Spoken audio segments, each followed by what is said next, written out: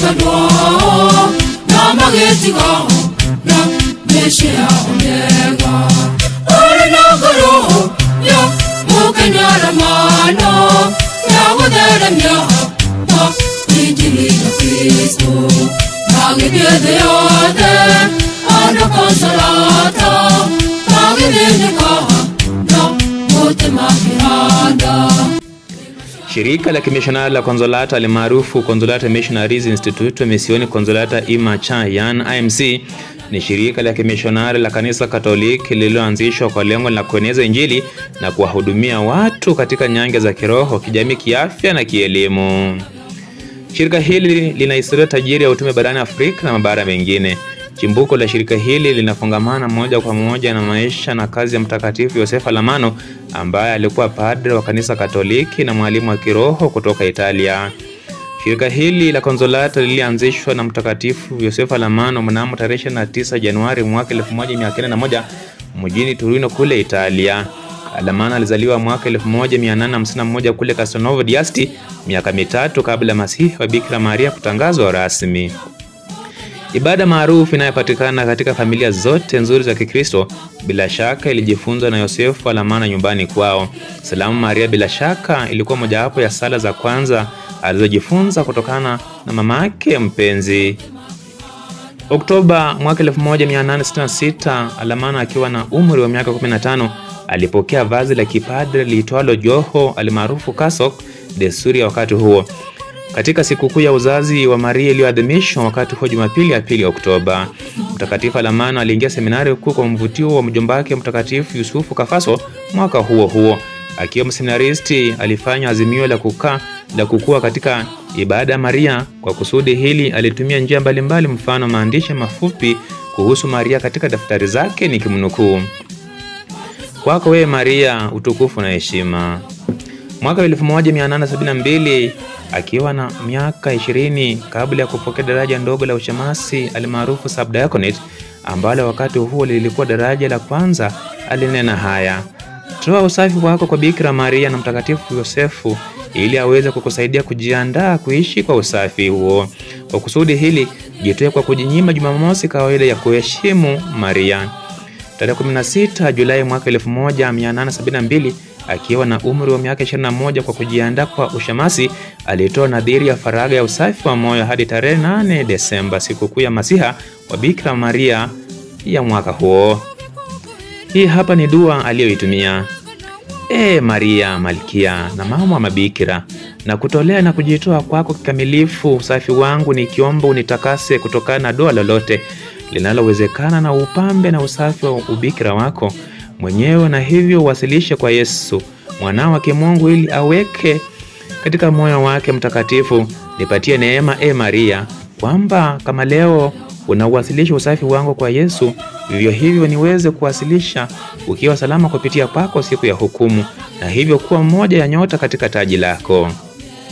Kumbukumbu kabla ushemasi, labda kutoka katika mahubiri aliyoyasikia, nikimnukuu: fikiri na ujiandae kwa daraja lijalo kama Maria alivyongoja na kujiandaa kwa ajili ya bikira kutangazwa, yaani kwa kukua na kujikita katika unyenyekevu, usafi na roho ya sala. Baada ya kupokea daraja kwa roho ile ya Maria wakati wa umwilisho, ishi jinsi alivyokuwa akiishi katika miezi 9 aliyombeba mtoto wa kimungu tumboni mwake. Na wewe pia una miezi 9 ya kusubiri kabla ya kuwa padre, Mungu akipenda. Tafakari na uige maisha yake wakati huo. Tarehe 26 Machi mwaka 1873, siku 4 kabla ya kuwekwa kwa shemasi, akiwa na umri wa miaka 22, wakati wa mafungo ya kiroho ya maandalizi ya daraja, aliandika haya: leo sikukuu ya bikira kupashwa habari, nimemchagua Maria na ninamtumaini amenikubali kuwa mama yangu mpenzi. Nimefanya hivi ili kushinda kiburi changu, kwa sababu nataka kuiga unyenyekevu wake pamoja na usafi wake na upendo wake kwa Mungu. Nitamgeukia Maria mama yangu mpenzi katika kila hitaji langu. Nitakuwa mwaminifu kwake ili niwe mwana wake asiye na aibu. Naomba anisaidie kujiandaa kwa daraja la ushemasi, kunipatia hali hiyo nayo wakati wa umwilisho. Mtakatifu Alamano alihubiri homilia yake ya kwanza akiwa shemasi katika sikukuu ya kupaa kwa Bikira Maria mbinguni mwaka 1873 kwa mwaliko wa paroko wake. Aliwekwa kuwa padre tarehe 20 Septemba mwaka 1873 akiwa na umri wa miaka 22 na miezi 8, na alisherehekea misa yake ya kwanza siku iliyofuata Jumapili, ambayo ilikuwa sikukuu ya mama yetu wa huzuni alimaarufu Our Lady of Sorrows katika parokia yake. Oktoba mwaka 1876 akiwa na umri wa miaka 25 aliteuliwa kuwa mkurugenzi wa kiroho katika seminari ya jimbo. Ingawa alitamani sana kujihusisha na utume wa kichungaji alimaarufu pastoral ministry, hapo alianza kujitokeza kama mtume wa Maria. Ibada kwa Maria ilikuwa mojawapo ya mazoea aliyohimiza mara kwa mara. Hili linaonekana katika daftari zake za ushuhuda na wale waliokuwa waseminaristi wakati huo, nikimnukuu: sisi tulio katika daraja la upadre tumefungwa na Maria kwa kifungo maalum. Tuna ulinganifu naye. Yeye alimzaa Kristo kimwili, sisi tunamzaa kwa njia ya fumbo katika madhabahu. Katika kazi yetu lazima tutumie mfano wa maombezi ya Maria. Alionyesha Maria kwa waseminaristi kama mojawapo ya njia muhimu ya kuhifadhi fadhila ya usafi. Alihimiza pia ziara kwa madhabahu ya Konsolata, msimamizi wa jimbo kuu la Torino. Alikuwa rafiki wa karibu sana wa Mtakatifu Giovanni Bosco alimaarufu Don Bosco, na aliongozwa na mfano wake wa kujitolea kwa vijana maskini. Muda aliotumia na Don Bosco ulimsaidia sana kukua katika ibada kwa Maria, na vivyo hivyo kwa miaka aliyokaa katika seminari. Tarehe 2 Oktoba mwaka 1880 Mtakatifu Yosefu Alamano akiwa na miaka 29 alipewa jukumu la kuwa paroko mkuu wa kanisa la Bikira Maria Mfariji alimaarufu Our Lady Consolata Shrine mjini Torino, ambako alihudumu kwa miaka 46. Akiwa paroko aliguzwa sana na hali ya ukosefu wa mishonari walioweza kwenda sehemu za mbali za dunia, hasa barani Afrika. Kwa msukumo huo wa kiroho na wa kitume, alianzisha shirika la kimishonari lililojulikana kama Shirika la Kimishonari la Konsolata, likiwa na lengo la kueneza Injili lakini pia kutoa huduma za elimu, afya na maendeleo ya jamii. Shirika hili linaitwa jina la Mama Bikira Maria Mfariji, yani Konsolata, likiwa na maana ya aliyefarijika au mfariji, jina ambalo Bikira Maria anavunikwa nalo kwa heshima mjini Torino. Kanoni Abreto aliyemrithi Padre Alamano baada ya miaka kadhaa, katika hotuba kwa watawa wa kike wa Konsolata mwaka 1971 alitaja kwamba Padre Alamano aliwaambia baadhi ya watu sala yake kwa mama yetu Konsolata, nikimnukuu: ninashukuru Bikira mtakatifu kwa kuwa mlinzi wa madhabahu hii yako kwa miaka mingi. Nimekufanyia nini kwa miaka hii? Kama kungekuwa mtu mwingine mahali pangu angetenda mengi, lakini sitaki kuendelea na hilo. Kama ningekuwa mbaya sana usingenihifadhi kwa miaka mingi. Napenda kufikiri hili kama ishara ya faraja ya fadhili zako. Kama sijafanya kila kitu vyema, tafadhali wewe mwenyewe uchukue, rekebisha na usahau. Kubali yote kama vile nilivyofanya kwa ukamilifu na yapokee kama yalivyo. Umenihifadhi, basi lazima uridhike. Mwaka 1902 wa mishonari wa kwanza ambao ni Padre Filippo Pelo, baadaye askofu, akiwa na umri wa miaka 29, Padre Tommaso Gais akiwa na umri wa miaka 31, Bruder Luigi Falda akiwa na umri wa miaka 19 na Bruder Celeste Luso akiwa na umri wa miaka 18 walifika nchini Kenya na kuadhimisha misa rasmi ya kwanza katika eneo la Tudhu ambalo kwa sasa liko ndani ya Dayosisi Katoliki ya Murang'a, parokia ikiongozwa kwa sasa na Baba Paroko Brampila mwenye asili ya Kiitaliano, tarehe 29 Juni mwaka 1902. Kundi la kwanza la wamishonari wa Konsolata lilitumwa Afrika Mashariki, hususan Kenya, kwa mwaliko wa Baraza la Kipapa la Uenezaji wa Imani almaarufu Propaganda Fide. Waliotajwa hapo awali ndio waanzilishi wa utume wa Konsolata barani Afrika, na kazi yao ilikuwa hadi kuenea katika nchi nyingine kama Tanzania, Ethiopia na Msumbiji. Wamishonari hawa waliwasili Mombasa na baadaye kuelekea maeneo ya ndani ya nchi kama vile Taita Taveta, Murang'a, Meru na baadaye Nyeri, ambapo waliweka makao ya misheni wakiwa chini ya uongozi wa mapadre wa Roho Mtakatifu, yani Holy Ghost Fathers.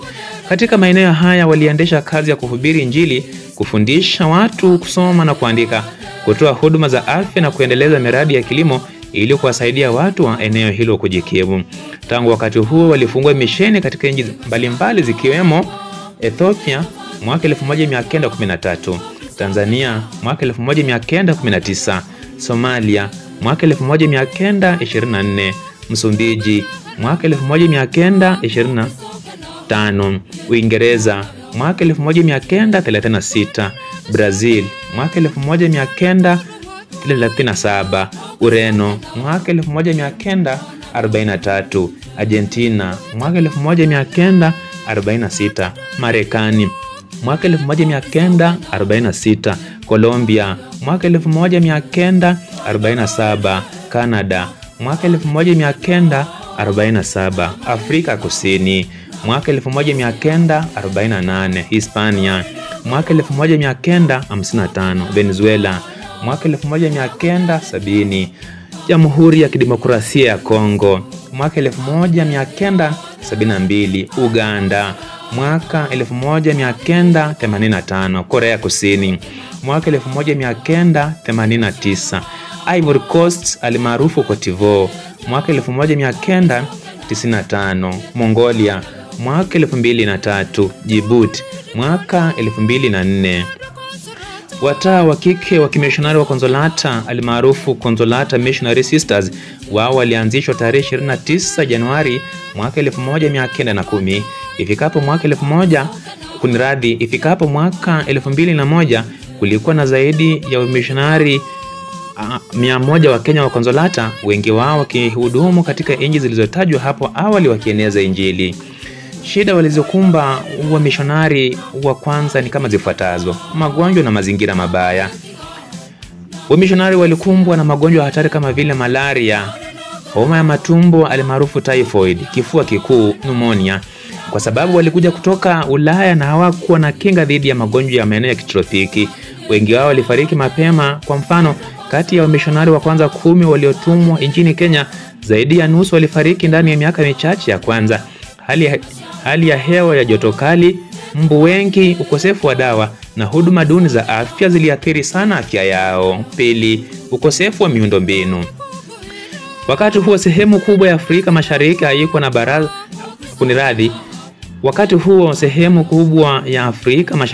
haikuwa na barabara nzuri, mawasiliano au nyumba za kuishi.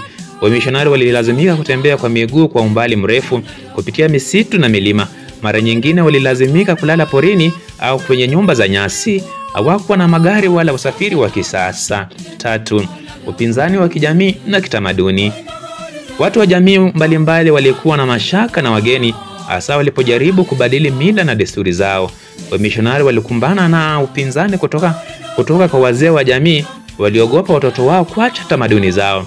Mashambulio ya kisiasa au ya kiimani, hasa waliposhutumiwa kwa kushirikiana na wakoloni. Vizuizi vya lugha. Wamishonari hawa walilazimika kujifunza lugha za kienyeji kama vile Kikamba, Kimeru, Kikuyu na lugha nyinginezo ili waweze kuelewana na wenyeji. 4, uchovu wa kisaikolojia na kiroho. Baadhi ya wamishonari walivunjika moyo kwa sababu kukataliwa na jamii walizotaka kuwahudumia, kushindwa kuleta watu wengi katika Ukristo haraka walivyotarajia, kifo cha wenzao na upweke katika nchi geni. 5, migogoro ya kisiasa na ukoloni. Wakati wa kuanzishwa kwa misheni, Afrika Mashariki ilikuwa chini ya utawala ya kikoloni wa Uingereza. Ingawa mishonari walikuja kwa ajili ya Injili, mara nyingine walitazamwa kama sehemu ya mkono wa ukoloni. Hili liliwafanya kuchukuliwa kama maadui na jamii fulani au hata maafisa wa serikali ya kikoloni walipokuwa na tofauti nazo. Mateso ya mishonari wa kwanza wa Konsolata yalikuwa ya kweli na mazito. Walihatarisha maisha yao ili kupeleka ujumbe wa Injili katika mazingira mapya na magumu. Kujitolea kwa kulichangia kuanzishwa kwa kanisa la Kikatoliki lenye mizizi imara katika Afrika Mashariki hadi leo. Wanaendelea kukumbukwa kama mashujaa wa imani na huduma. Mafanikio ya shirika. Uinjilishaji. Shirika limesaidia kusambaza Ukristo katika maeneo ambayo awali hayakuwa na Wakristo. Limesaidia kufungua parokia nyingi, nyumba za malezi na mapadre na watawa. Elimu. Lilianzisha shule nyingi za msingi na sekondari kama vile Consolata School Kiambu, Consolata School Westlands hapa Nairobi, Consolata School Kisumu, Consolata School Mombasa, shule ya msingi ya Consolata ya wavulana Nyeri ambayo kwa sasa ni shule ya kitaifa ya Nyeri almaarufu Nyeri National School, shule ya msingi ya wasichana ya Consolata Madari Nyeri, shule ya msingi ya Mtakatifu Alamano kule Magana ikiwa katika jimbo kuu la Nyeri, shule ya msingi ya Mtakatifu Alamano kule Likoni jimbo kuu la Mombasa, shule ya wasichana ya Materi Center ikiwa Meru, na vyuo vya mafunzo kama vile Sister Leonela Consolata Medical College Meru ambayo ilianzishwa mwaka 1945, Sister Leonela Consolata Medical College ikiwa Nyeri, chuo cha kimataifa cha Consolata kilichopendekezwa yani The Proposed Consolata International University almaarufu CIU, na chuo cha kiufundi cha Sagana almaarufu Sagana TTI, hivyo kuwasaidia kuinua kiwango cha elimu katika jamii nyingi za Kiafrika. Afya. Shirika limejenga hospitali kama vile Consolata Hospital Madari Nyeri, Consolata Hospital Kieni ikiwa Embu, Consolata Hospital Ngubu ikiwa Meru, Consolata Hospital Gitoro ikiwa Meru, hospitali ya Nazareth ikiwa Kiambu, hospitali iliyoko chini ya usimamizi wa parokia Mtakatifu Yosefu Mkasa Kahawa Magharibi yani Kahawa West, na vituo vinginevyo vya afya na kliniki. Miongoni mwa mashirika ya kwanza kuleta huduma za afya vijijini Kenya, Tanzania na maeneo mengine ya barani Afrika. Maendeleo ya jamii. Wamishonari wa Consolata walianzisha nyumba ya watoto wasiokuwa na makwao almaarufu Children's Home kama vile Ufariji Children's Home, na nyumba ya wazee ijulikanayo kama St Mary's Village of the Old ikiwa Sagana kule katika dayosisi ya Murang'a. Hili lilikuwa jambo jipya na la maana sana katika enzi hizo za ukoloni ambapo huduma hizi zilikuwa adimu kwa wenyeji. Mtakatifu Alamano alifariki dunia mwaka 1926, kisha Papa Yohane Paulo wa pili akatangaza tarehe 13 Mei mwaka 1989 kwamba Alamano atangazwe kuwa mtukufu almaarufu venerable baada ya kutambua kwamba padre huyo aliishi maisha ya fadhila ya kishujaa. Muujiza uliodaiwa kutokea kwa maombezi yake kwa ajili ya kumpandisha hadhi na kutangazwa mwenye heri ulithibitishwa tarehe 17 Oktoba mwaka 1986 baada ya kukamilika kwa mchakato wa uchunguzi katika baraza la kijimbo almaarufu Diocesan Tribunal, na kisha alitangazwa kuwa mwenye heri almaarufu blessed na papa huyo mnamo mwaka 1990, na mwishowe akatangazwa mtakatifu na Papa Francesco kwa sasa marehemu tarehe 20 Oktoba mwaka jana katika uwanja wa Mtakatifu Petro almaarufu St Peter's Square kule Roma, Italia. Kwa sasa shirika la Consolata lina mapadre na watawa wa kiume karibu 1000 na watawa wa kike pamoja na walei wanaohudumu kama wamishonari. Linafanya kazi katika zaidi ya nchi 30 duniani kote, makao makuu yakiwa Roma, Italia. Wamishonari wa kwanza wa shirika la kimishonari la Consolata waliowasili Afrika hasa nchini Kenya mwaka 1902 wanakumbukwa kwa kazi yao safi barani Afrika. Kwa hivyo baadhi ya watoto barani Afrika wamepewa majina kama Pelo, Luigi, Falda, Celeste na majina ya wamishonari wengine. Maombi kwa ajili ya wamishonari wa Consolata. Tunakusifu Bwana kwa ajili ya familia ya kimishonari ya Consolata, kwa ajili ya Mtakatifu Yosefu Alamano aliyeasisi, kwa ajili ya mama yetu Consolata anayewalea, kwa ajili ya kanisa wanalolisaidia kujenga, kwa ajili ya wanawake na wanaume wanaotetea heshima yao, kwa ajili ya maskini na unyenyekevu wanaowafariji, kwa ajili mema yote wanayoiletea dunia. Wafanye upya wa mishonari wa Consolata Bwana katika roho ya Mtakatifu Yusufu Alamano. Tujalie Roho wako Mtakatifu ili tuweze kukua katika moyo huo na ukarimu wa kimishonari. Ongeza idadi ya wale wanaoitwa kuwa wamishonari. Waitia wito wana wetu na binti zetu katika utume huo wa ajabu. Bariki kanisa letu, familia zetu na marafiki zetu. Tupe amani na upatanisho katika nchi yetu. Wakaribishe katika utukufu wako wote waliotutangulia kabla yetu. Tunaomba haya kwa njia ya Kristo Bwana wetu.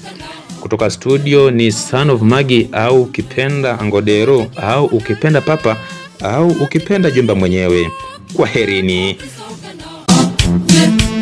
yo paunje Wanda gole na mageti gadwa na mageti ga na mesia omega